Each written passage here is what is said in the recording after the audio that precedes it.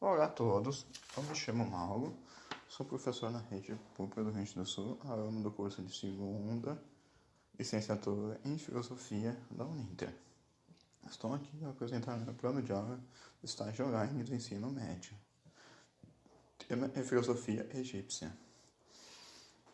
É uma expressão muito comum de que a filosofia surgiu na Grécia Antiga, considerada o berço da filosofia, a partir do rompimento entre o mito e logos, ou seja, a passagem do pensamento mítico para o racional, o que possibilitou a formação do Ocidente, com base na filosofia que produzida na Europa, com os gregos. Tales de Mileto é considerado o primeiro filósofo. Ou seja, quando se estuda a história da filosofia, sempre começa a estudar a partir dos gregos, como os criadores da filosofia, pensamento racional,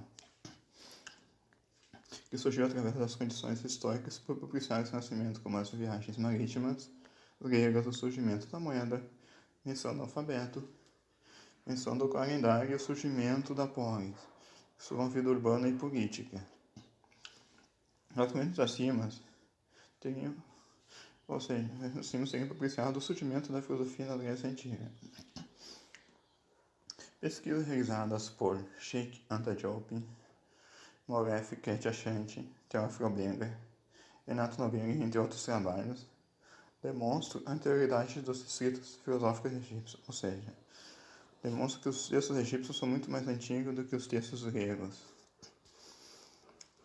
Os primeiros registros filosóficos egípcios remontam a Imhotep, por volta de 2780 a.C., ou seja, há mais de 2 milênios antes dos helenos iniciarem seus estudos de filosofia no século VI a.C. As viagens marítimas gregas propiciaram, na verdade, o contato dos gregos com outros povos, como os egípcios, fenícios, etc. Os egípcios escreveram sua filosofia, tratados de governo, outros assuntos como a escrita hieroglífica, que possui mais de 500 caracteres antes da invenção do alfabeto. Ou seja, os egípcios não precisavam do alfabeto para produzir a sua filosofia. Segundo o historiador egípcio Joseph Mandou Taufik, o antigo calendário egípcio é altamente preciso. O Egito possuía vida urbana muito antes dos gregos. Vocês podem observar, tem uma breve cronologia na filosofia antiga. Em 2780, isso Imhotep, 2414 a.C., Patep, 2300, Kageni, se observar bem até os Vedas, que são de 1500 a.C., são mais antigos do que os escritos de Tales de Mileto. O Xing, que é um livro de filosofia egípcia, data de 1150 a.C. Tales de Mileto data de 600 a.C. Filósofos como Tales de Mileto, Pitágoras e Platão estudaram no Egito antigo. Os gregos se inspiraram na filosofia egípcia para escrever da sua. Heródoto e Plutarco reconheciam a influência da África sobre a Europa. O filósofo Diógenes de Laerce, entre 250 a 200 a.C., em seu livro Vida e Doutrina dos Filósofos Ilustres, mostra que Tales de Mileto, entre 650 e 556 a.C., assim como Platão, entre 428 e 357 a.C., estudaram no Egito.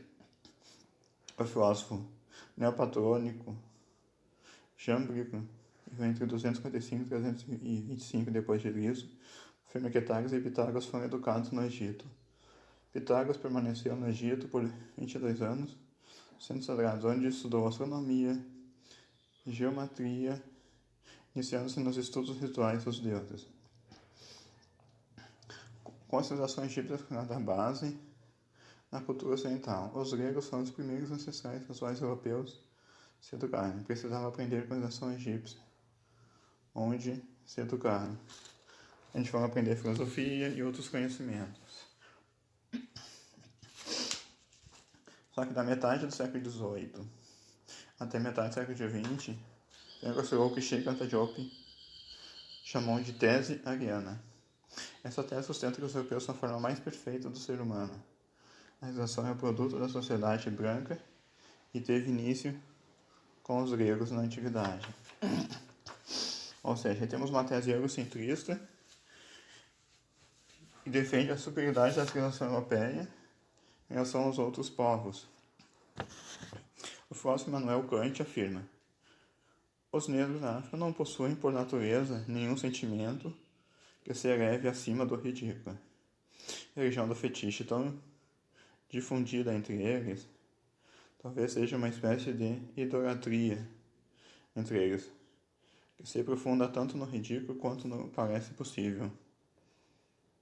A natureza humana, os negros não são muito vaidosos, mas de sua própria maneira são tão matraqueadores que deve-se dispensar os apaulatadas. Só destaque dessa nessa própria citação que eu botei, fiz o abreviamento dela. O Kant afirma a inferioridade da civilização negra, os povos negros. O filósofo George Hegel tentou separar o Egito da África. Como não é possível negar a grandeza da civilização egípcia e sua influência sobre os gregos, tentou atribuir os feitos dos egípcios aos gregos ou transformar os povos egípcios em povos brancos. Coisa que não é verdade, o próprio Shrikanta Joshi provou através de estudos, de pesquisas, que a população do egípcio é uma população negra e não uma população branca, como afirma o Hegel. Apesar da tentativa de negar a filosofia egípcia por parte dos filósofos, por causa do racismo, do egocentrismo, pesquisas apontam que os filósofos gregos foram educados no Egito. A filosofia egípcia é muito anterior à grega. Existiam escolas de filosofia no Egito antes dos gregos começarem a estudar filosofia. A filosofia é muito antiga e sempre fez parte da humanidade, embora a filosofia vem dos gregos. Mas a filosofia como atitude humana é muito mais antiga e não está restrita somente aos gregos, aos indianos, aos chineses, aos egípcios. A filosofia sempre se relacionou com a atitude do ser humano em qualquer época da humanidade, quando busca o sentimento de existência, qual a maneira correta de efetuar as suas ações. Isto é a filosofia. E essa maneira de querer ver a vida estava profundamente arraigada no modo de vida e nos valores do Egito Antigo. A filosofia é mais importante em sua função essencial do que em sua mera metodologia como uma investigação crítica ou analítica sobre a natureza das coisas. A noção básica de filosofia no Egito Antigo referia-se precisamente à síntese de todo aprendizado e também à busca da sabedoria e perfeição moral e espiritual. Ao contrário do que afirma, por exemplo, a filosofia grega, onde tem a separação entre o mito e o logos, a separação entre a religião e a filosofia, se prestar atenção em outros povos como egípcios, indianos, chineses, filosofia indiana, essa separação não é tão nítida entre a filosofia e a religião. Muitos dos historiadores e filósofos vão dizer que esses povos não tinham filosofia. A filosofia é importante no Egito, uma vez que propicia um tipo de mentalidade para poder lidar com as mudanças, com os cenários políticos vigentes. Sendo assim, uma formação político-filosófica é de extrema importância quando se tinha que decidir a administração pública e o futuro do Estado. É preciso uma boa formação intelectual. Ou seja, os governantes egípcios, tanto o vizir, o faraó, tinham que ter uma boa formação intelectual para poder bem governar a nação, o Estado egípcio. A noção básica de filosofia do Egito Antigo referia-se precisamente à síntese de todo aprendizado e também à busca da sabedoria e da perfeição moral e espiritual.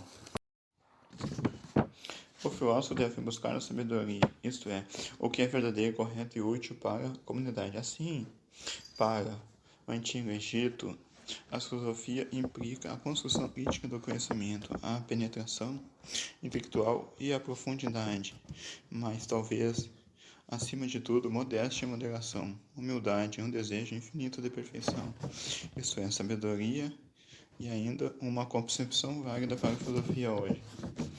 Na filosofia egípcia, razão, emoção, espírito, mente e corpo não foram concebidos como entidades antiéticas e separadas, mas também matéria e espírito não eram opostos nem conflitos. Assim, em suas investigações, os filósofos podem recorrer a todos os recursos do seu ser, incluindo a razão e o sentimento. Desta forma, eles podem esperar alcançar a realização. Presta atenção nessa imagem. Temos a imagem da deusa Mate. O conceito central da filosofia egípcia é Mate, significando nivelamento, uniformidade, retidão e exatidão, no sentido de que regularidade e ordem no mundo. Fluindo disto para o uso filosófico de Mate para significar integridade, retidão, verdade e justiça. Em conformidade com Mate, os direitos individuais foram plenamente reconhecidos no Egito Antigo. O Mate deu a cada ser humano uma oportunidade de realizar a si mesmo nesta vida e ter esperança em uma vida futura. Ou seja, a figura de Mate representa a união entre o espiritual e o terreno. Ou seja, temos uma filosofia onde não tem, como na filosofia grega, vai ter separação entre o religioso e o filosófico. É muito comum na filosofia egípcia utilizar a imagem dos deuses para os ensinamentos filosóficos. Não só Mate, mas também outros deuses. Eu utilizo o exemplo de Mate, na verdade, porque Mate representa a ética egípcia. Toda a ética na filosofia egípcia está relacionada com Mate, também considerada a pedra angular da filosofia egípcia.